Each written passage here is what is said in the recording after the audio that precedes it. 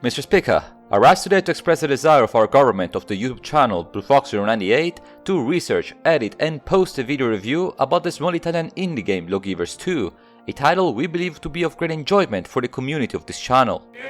Mr. Speaker and Honorable Friend Minister of Reviewing Fox, as leader of the opposition, I have the duty to remind the government to carefully use the budget of the channel. As the common trend suggests, a simple review will not sort out the desired views. Thereby, our party proposes to focus the future video on democracy in gaming.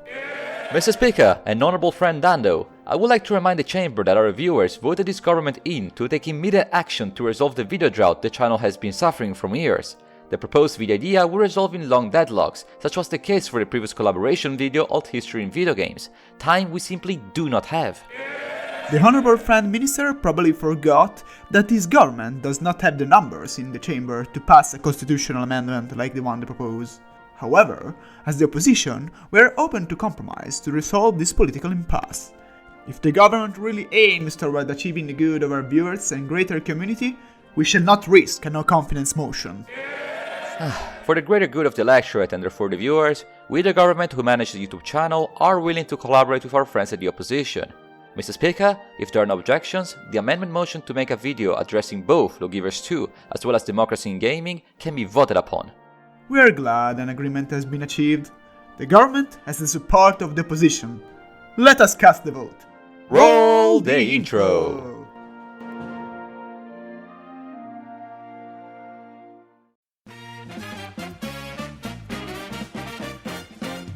Well then, after introducing ourselves as real members of parliament, it would be wise for us to start reviewing the game itself. Lawgivers II is a small Italian indie game developed by Somnium Soft, a development team made up entirely by one man, Damian Bernardi. The game was funded by a Kickstarter campaign in 2022 and released in the early access the following year. But wait, the 2 in Lawgivers II implies that the game is a sequel, so what's the first game all about? What can I say? It's clearly about democracy, like Lawgivers II. Still, the scope of the first title was quite different. Lawgivers is a casual game, designed for mobile, that lets the user engage with the fun aspect of politics, election, polls, and parliamentary voting. The game mechanics are very simple. There is only one chamber with few seats, the laws available are scarce, simplistic, and only approved by the parliament. The government doesn't exist at all, and the president is only a figurehead. The concept is great, and many nations are playable with their parties. But they all feel the same, and there is so much you can do. The first title was definitely something unique. It made the democratic process a playable video game, something you do not often see. However, playing it now, it is clear that Damian's project was of a small scale. The game becomes repetitive quite quickly, since by design it is very minimalistic. It works, but it does not aim to be a realistic simulation. Lawgivers II, on the other hand, is a whole different beast, transforming the first game's concept into a more realistic and complete management title. In this second game, you have it all. You have different forms of government, different parliament structure and powers, different electoral colleges, committees, departments, ministries, cabinets, speakers, supreme judges, debates. Wow, democracy sure is complex. No wonder I prefer autocracies. Wait, what? This is getting too meta, Dandos. Keep it to the game. Okay, sorry, it slipped my mind that I pledge an oath on the constitution. The objective of this project is clear. To create a comprehensive simulation of the legislative and executive powers of a democratic state. Indeed, Dandots, the game delivers a complete and effective simulation of politics, starting with the campaign, to the formation of the chambers and government, to actually make laws and take foreign policy decisions. And keep in mind, winning elections is not guaranteed. Being in the opposition is still part of the game, meaning the title is potentially endless, going back and forth from the majority to the minority. Perhaps sharing some of our experiences with the game will help you to better understand the complexities and the potential this game has. What do you say? Nice idea, old fox. However, before starting, we have to say that we only tried the early access version of this game, more specifically Alpha 12.7, and while playing, there were frequent updates. So keep in mind that by the time this video comes out, the game will be even more deep and complex. Currently, there are 5 countries to choose from to start our political career as a head of party. We can choose between parties available at the selected start date, or create a custom one by combining different ideologies. We can even create our own character, selecting their minimalistic appearance and previous career. Once the stage is set, we can begin our run. Oddly enough, there is no government or parliament at the beginning of every playthrough, letting us start fresh. In the first couple of weeks, we get to choose who to nominate for each congressional district among a very long list of names, for the House of Representatives, to the Senate, and depending on the state, the President. All characters have their unique background, their set of skills, and even appearance.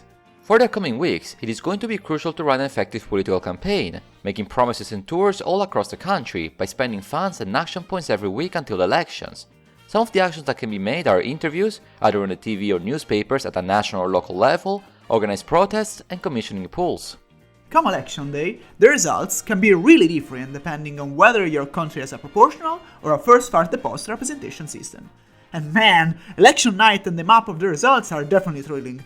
At this point, if you manage to have at least a candidate in one of the chambers, then you can participate in the parliamentary work. First of all, a speaker must be picked from the deputies, and depending on the number of your representative, you can get some chairs in various committees. But wait, what are committees in the first place? Lawgivers II is perhaps the sole game I know of that actually depicts the backstones of democracy. You see, every law drafted by a parliamentarian must first be evaluated and approved upon by a specific committee, depending on the matter of the law. For instance, a postal service reform bill would first need approval from the Transport Committee, part of the lower house of government, to then be voted on Parliament. These committees are usually composed of 3 to 5 members. Why is this important? Well, let's just say that not everybody in your party always agrees with you. This is only the legislative branch, and damn, the government is complex too. At the beginning of the legislature, after the selection of the speaker, the party with the most votes has to form a government, ideally by themselves, and sometimes, unfortunately, with a coalition. In the latter scenario, the winning party proposes some ministers to another party, splitting their powers. Once in place, each minister can enact a measure to tackle specific issues with a high budget cost. Lastly, the government can declare war and sign treaties with other countries. But this is a feature still in development. If all of this sounds overwhelming, you have only heard half of it. Every law that can be drafted, either ordinarily or constitutional, has various articles and commas that can be slightly changed to have different effects. Some laws may increase productivity, but decrease the budget. Some others may bring unhappiness, but tackle environmental issues, and so on. The parameters are many, both social as well as economical, and it is up to the government to keep their electoral promises in order not to lose the next elections, and the ones after that.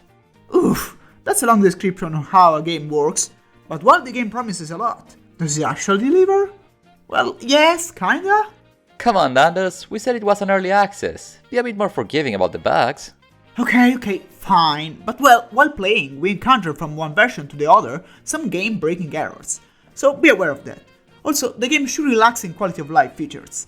Some menus are unintuitive, the keys are too small, and some information is hard to find. For instance, it took us 5 hours of gameplay to get how amend the law and to compare our proposition to the one in place. Okay, maybe we should have not skipped the detailed tutorial, huh?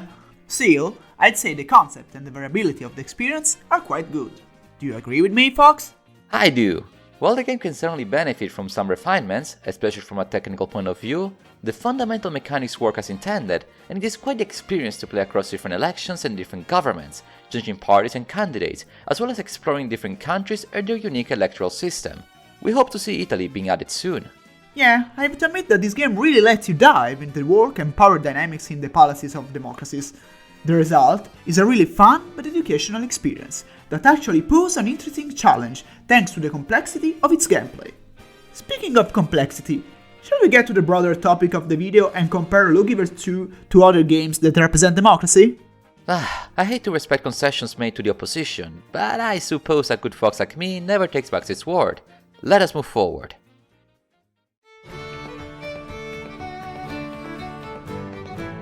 Most games are set in autocracies. If it's not a blatant dictatorship or a corrupted state, most of them are still set in generic kingdoms and empires. Democracies are less frequent because, well, we saw it, they are complicated.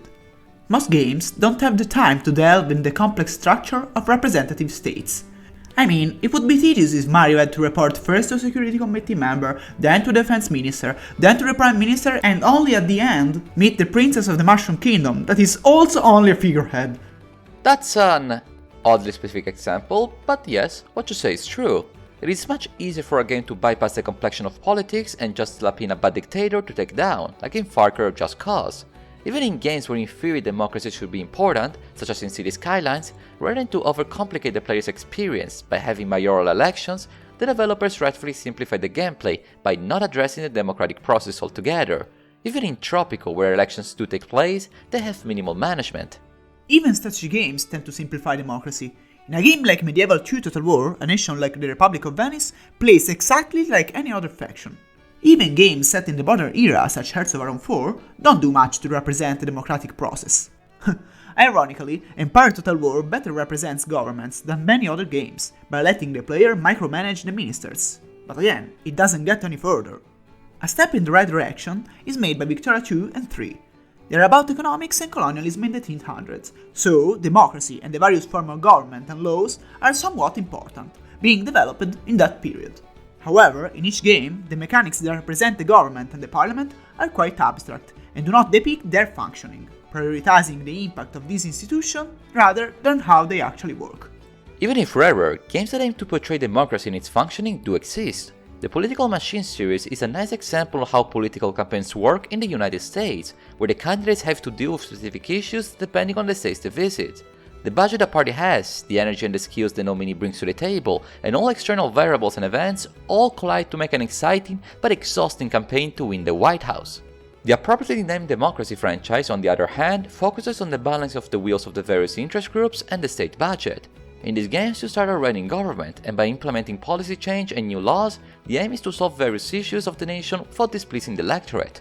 The voters are many and with conflicting interests, and not losing their vote is always a challenge. For instance, increasing education is necessary to boost innovation, but funding schools may displease retirees that would rather see more spending on healthcare, and so on.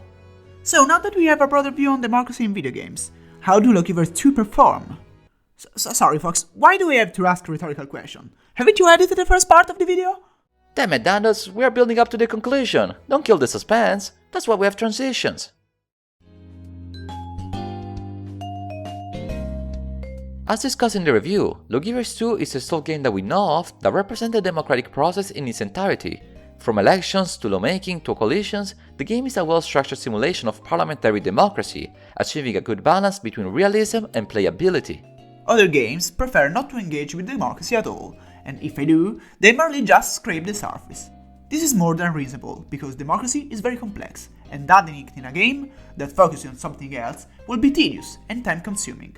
Lawgivers II managed not to be bothersome precisely because it only delves in this mechanism, resulting in a fresh and challenging experience. The game is so realistic that makes you actually behave like a real politician and be tactical in your campaign. If the representation system is majoritarian, then it is better to bet on few states where you are sure to win, while if it is proportional, it is better to focus on more populated regions. The indie title is in active development, growing and expanding with our feedback and support. If you're interested in the concept of the game we discuss, you should definitely give Lawgivers II a shot. The more we play it and the better the game gets. While it is far from finished, it is well enjoyable. Dando and I had a blast with the various campaigns we ran, both the landslides victories to the resounding electoral defeats. Gosh, I told you we shouldn't have played with the Green Party, Fox, but it was fun nonetheless. However, don't expect any further collaboration with the opposition, the campaign season is fast approaching. Already? This legislature only lasted like 30 minutes of video. I definitely need to work on a constitutional reform if you want to keep this channel running. Think about the stability, Dandos. I'm sorry, Fox, but the polls are crystal clear. The opposition cannot any longer be a responsible party. It's time to become an anti-establishment one. Resign now, the people won't change. Man, I hate democracy. Well, if you made it this far, I wanted to thank you one too many Lawgivers times for watching today's video. I hope you give Lawgivers II a chance and enjoy it as much as we did. We wish you all a wonderful day, and until next time, arrivederci!